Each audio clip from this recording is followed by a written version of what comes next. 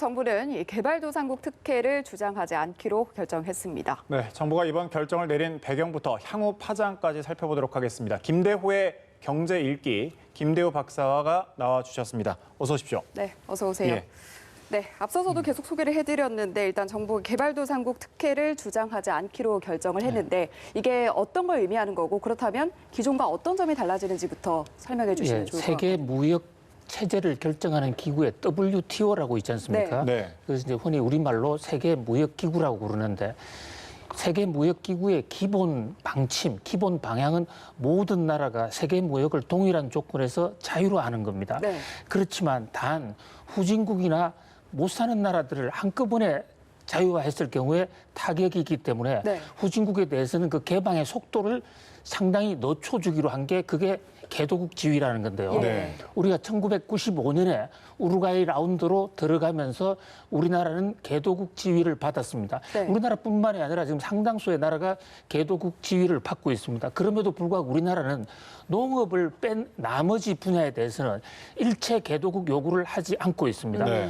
1996년에 OECD 가입을 하면서 우리가 사실상 선진국이 됐기 때문에 네. 농업만은 그러나 우리나라의 민감 산업이고 또 이 식량 안보 이런 것 때문에 계속 이 개도국 지위를 우리가 주장을 해 왔었는데 네. 트럼프 대통령이 지난 7월 달에 이 개도국도 아닌 나라가 개도국 대접을 받는 이런 말도 안 되는 WTO 체제를 더 이상 존속시킬 수 없다. 네. 이렇게 주장을 하면서 이제 문제가 터진 거죠. 사실 트럼프 대통령은 대한민국을 정조준한 것은 아니었습니다. 예. 사실 트럼프 대통령의 속내는 중국 때리기입니다. 중국이 그 개도국 대우를 받아서 거의 모든 분야에서 엄청난 특혜를 누리면서 네. 미국에 대해서는 무역 수지 흑자가 나고 있거든요. 예.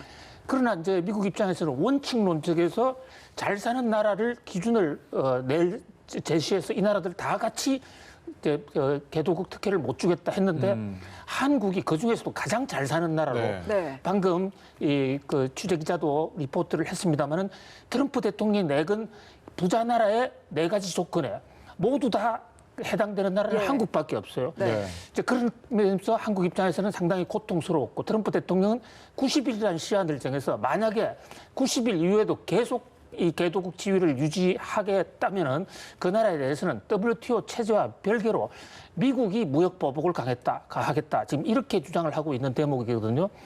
그러니까 뭐 일단 단기적으로는 미국의 압력 때문에 어쩔 수 없이 우리는 뭐 이 개도국 지위를 포기한 측면도 하나 있고요. 네. 그러나 또 장기적으로 볼 때 우리가 언제까지나 세계 지금 탑 10 또는 탑 7에 들어가는 나라가 과연 계속 개도국 지위를 유지할 수 있을 것인가에 관한 것은 회의론도 있었어요. 네. 그리고 산업 전체적으로 볼 때는 우리가 개도국 지위에서 빠지는 것이 오히려 더 유리하다는 그런 지적도 많이 나옵니다. 네. 왜냐하면 중국을 개도국 지위에서 빼내야 우리가 중국에 많은 물건을 팔아먹을 수 있는데 그러기 위해서도 트럼프 대통령의 주장대로 잘 사는 나라는 개도국 지위에서 빠지고 중국도 빼자 하는 그런 국제적 움직임도 있었다 이렇게 볼 수 있습니다. 네.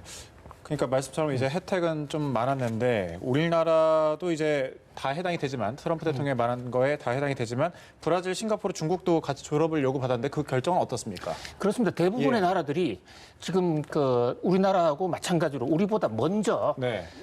이 개도국 지위를 더 이상 요구하지 않겠다. 이렇게 해서 속속 철회를 하고 있어요. 예. 그래서 트럼프 대통령의 요구대로 지금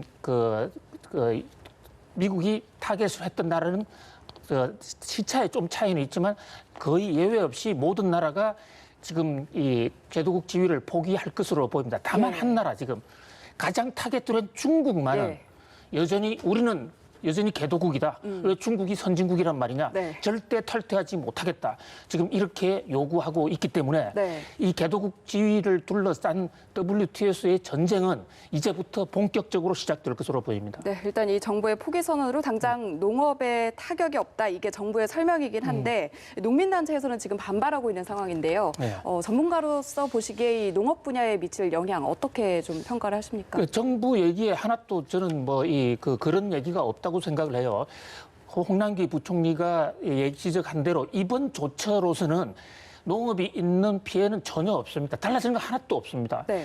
그러니까 우리가 오늘 발표를 할 때 이 언론에는 많이 이제 언론들이 WTO에서의 지위를 포기했다고 그러는데 예. 엄밀하게 영어로 얘기하면 우리는 포기는 아닙니다. 네. 현재 받고 있는 WTO의 개도국으로서 지위는 계속 유지합니다. 네. 그리고 앞으로 새로운 협상이 진행될 때 네. 그때 영어로 얘기하면 do not seek 예. 이게 더 이상 추구하지 않겠다.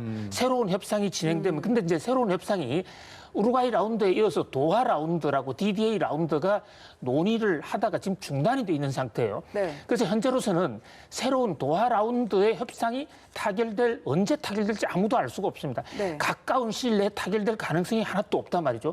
그러니까 오늘 이 정부의 이 WTO 더 이상 추진하지 않겠다라는 네. 노모와 시크 선언으로 해서 관세율이 달라진다든지 농업 보조금이 달라지는 게 하나도 없습니다. 예. 다만 이제 앞으로 협상을 할 경우에는 예. 한국은 우리 스스로 이제 개도국으로 가지 않겠다고 했으니까 선진국 분류를 하게 되는데요.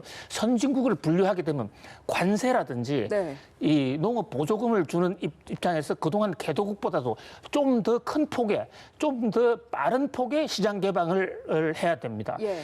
이제 그때를 대비해서 볼 때 정부가 아무런 몇 년 후에 있을지는 모르지만 도하 라운드가 예. 대책도 없이 이렇게 갑자기 발표하면 어떡하나 이게 농민단체들의 얘기인데요. 네. 농민단체들의 주장에도 일리는 있긴 합니다만은 정부로서는 트럼프 대통령이 한국뿐만 아니라 전 세계를 상대로 90일 시한을 해서 네. 조정을 했기 때문에 네. 고민이 상당히 컸을 것으로 보입니다. 네, 일단 이런 상황에서 공익형 직불제라는 대책을 내놨는데 이 부분은 좀 어떤 영향을 줄지 이 부분도 좀 짤막하게 짚어주시죠. 예, 그렇습니다. 지금 현재 이 WTO에서 개도국 대우를 받지 못하게 될 경우에 보조금을 못 받는 문제하고 예. 관세율을 낮춰야 되는 그 문제가 있는데 우리 이제 농촌의 농민들이 어렵지 않습니까? 네. 그동안에는 쌀 가격을 지지하는 이런 정책, 수매 정책으로 해가지고 쌀 가격이 떨어지면 비싼 가격으로 정부가 사준 이것은 WTO 규정에서는 완전 불법입니다.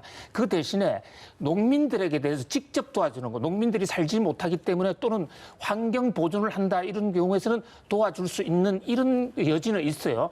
그러니까 이 직불금이 대폭 늘어나면 이 보조금 감소된 걸 상당 부분 상쇄할 수가 있는데 네. 그러나 현재 예산이 올해 지금 2조 2천억 정도 예, 예. 책정을 했는데 농민들은 그게 너무 터무니없이 부족하다. 네. 그다음에 또 직불제를 하게 되면 소득 계층에 따라서 완전히 달라지는데 누가 얼만큼 더 받을 것이냐 덜 받을 것이냐 여기에 대한 아직 컨센서스가 형성이 안 돼 있어요. 앞으로 좀 갈등이 예상됩니다. 네, 도움은 되는데 예산 부족과 또 여러 가지 좀 짚어봐야 될 부분이 많은 것 같습니다. 알겠습니다. 개발도상국 특혜를 주장하지 않기로 정부가 결정한 것에 대해서 이야기를 나눠봤습니다. 김대우의 경제일기 김대우 박사와 함께했습니다. 고맙습니다. 잘 들었습니다.